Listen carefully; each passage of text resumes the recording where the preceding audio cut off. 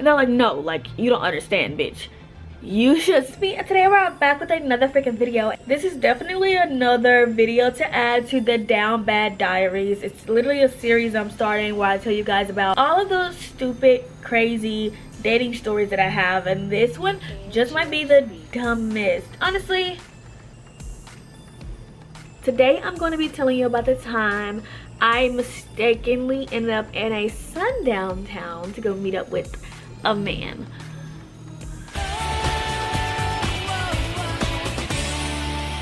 First things first, we met on Bumble. I don't know what to call this man.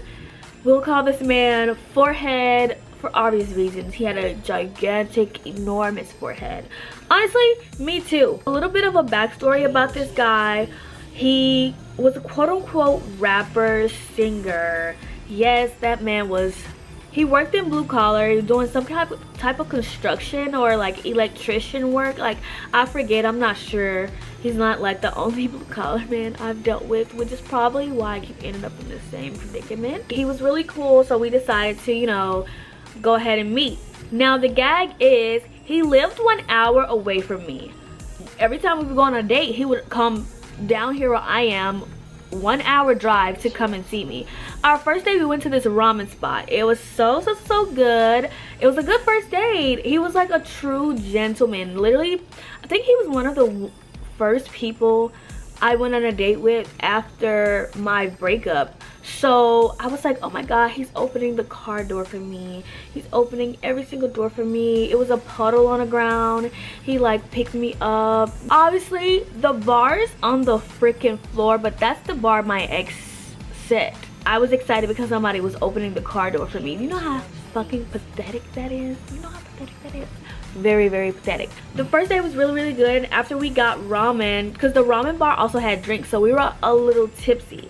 After we got ramen and like got our drinks, we ended up at this bar and we ended up getting super drunk. And I was like, fuck, you live 1 hour away, I'm not gonna like make you drive. So I ended up letting him spend the night. Nothing happened. We had another date, same thing. We went out to eat and then went to a bar later, and that bar was a time. Like, I was like, oh, we might actually be really compatible. We got drunk and was literally like going up to different tables. Guess I was like, you look like a Scorpio, you look like a Libra. That's the game we were playing. Like, we were just going up to each other's and like I would get a point, he would get a point, and like it was so fun. So at this point we were talking for like 3 weeks, maybe 3 to 4 weeks maybe. And like I said, he's coming to Memphis 1 hour away every single time we meet up. So he's like, hey, I'm having a party for my roommate, and I know like you don't want to drive out here to where I am, but just for this one time I really want you to be at this party. Can you come? Obviously I don't want to drive an hour, but honestly, since we're talking, it's been like a few weeks, it's only right. He always drives an hour to come see me, so it's like, I guess I'll drive an hour to see him, even though I really don't freaking want to. Mind you, I'm in Memphis. Guess where he is? He's either in Arkansas or Mississippi. So I'm gonna let y'all take a guess where y'all think this man was at. It fell on a day where I had to work, so I was getting off at like 10, had to obviously change clothes and then go out there. So it was super late and I had to go out there. So I'm driving out there. It's literally nothing for a minute, and then you hit this little town. It's literally like a hot dog restaurant, like drive-through, called Coney something, and then like weird like diner. So I kind of knew I was like in like a weird area, weird town or whatever. I get to this man's house. I felt like I was a good, like, you know, party girlfriend. I brought, not girlfriend, because this man was never gonna be my boyfriend if I'm being 100% honest, but I bought like a ping pong little like game. It's like LED, so you can turn the lights off. And obviously I bought my Cheetos, a huge bottle of Cheetos for everybody to share. I'm like one of the only people that had like hard liquor, because everybody was drinking beers and like seltzers, but seltzers, I guess not seltzier, but seltzers.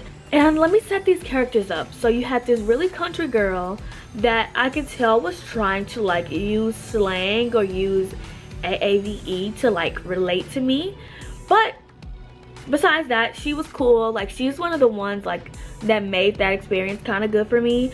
You had this wannabe Mick Jagger, mysterious guy. It was like, oh, I just got out of jail. At the fire pit, he was just like rolling his fingers through the fire. Oh, I can touch fire. I just got out of jail. Like, oh, I'm a tattoo artist. Like, bad boy kind of thing. Literally, like, doing flips and, like, flipping over logs and shit. I'm like, okay, we get it. You're the mysterious bad guy. Jeez Louise. This is my first time playing ping pong, and I'm killing these people. Not y'all letting me beat y'all in y'all's game. I said, whoa, I am really just good at everything I do, huh? So I'm doing ping pong. Everybody's like, oh, I want her on my team. I want her on my team. And I'm just like the ping pong champ. Oh, I should also sprinkle in there, if you have any questions about the diversity at that party, yeah, I was the only. Also, a complaint I have about that party, how are you gonna call something a party? Y'all have all these beers and there's no food. There's no reason I should have had to eat a fucking Hot Pocket while drunk. Do better.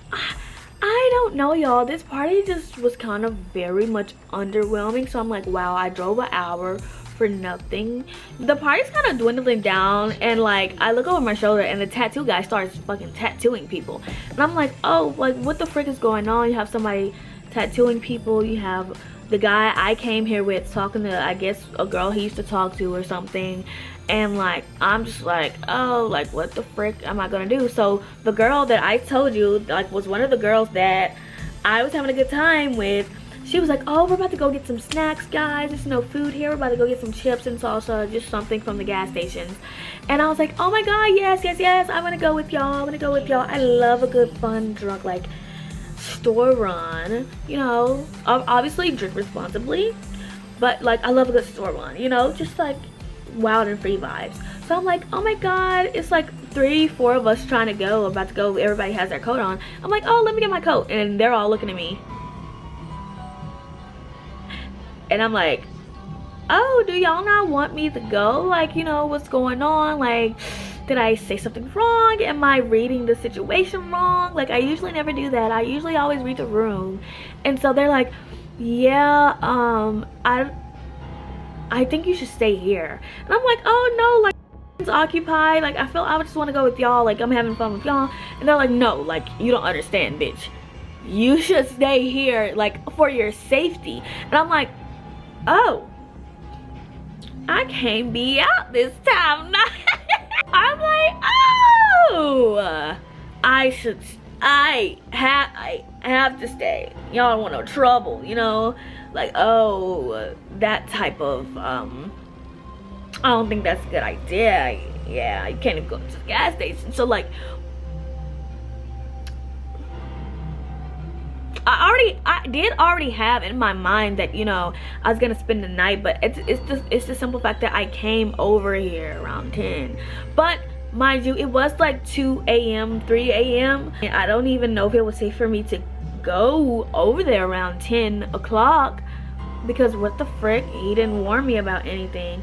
And mind you, I did see cops out, so I was kind of like, but mind you, I'm not thinking this is a, you know, sundown town. What the frickity?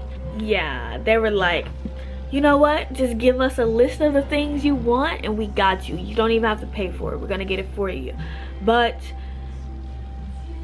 you don't need to be out at this time of night. I said, as the only black person at this party, that does not make me feel good, you know? Really went to sleep afterwards. And his roommate, shout out to his roommate. His roommate was drunk off his ass, so he doesn't remember.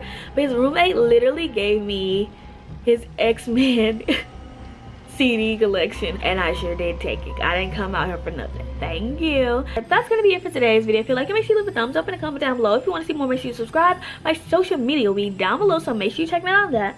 And yeah. Oh, yeah.